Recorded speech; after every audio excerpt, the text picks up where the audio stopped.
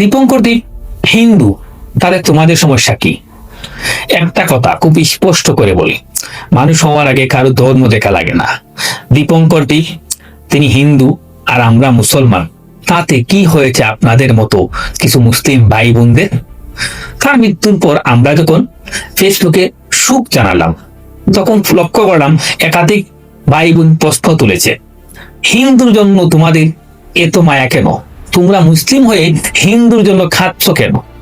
আরে ভাই, আমি সেই সকল নামদারি মুসলিম ভাই বোনদের বলছি, আসলে ধর্ম মানুষকে মানুষ হতে শেখায়, আর মানুষ হিসেবে মানুষের মৃত্যুতেই দুঃখ প্রকাশ করাই হচ্ছে প্রকৃত মানবতা এবং প্রকৃত মানব ধর্ম, প্রকৃত ধর্মের কাজ।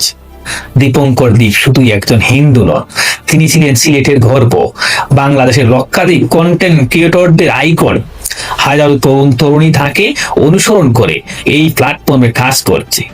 তাই মনে রাখবেন, ধর্ম আগে নয়, ধর্ম হচ্ছে পরে, আর মানবতা সবার আগে। বন্ধু, মানুষকে মানুষ হিসেবে সম্মান দিতে শিখুন, আর এটাই সত্যিকারের ধর্ম, সত্যিকারের মানবতা, আর এটাই হচ্ছে সত্যিকারের ইসলাম। সুতরাং ধর্ম নয়, মানবতা আগে। দীপঙ্কর দীপ, সিলেটের গর্ব। আল্লাহ হাফেজ।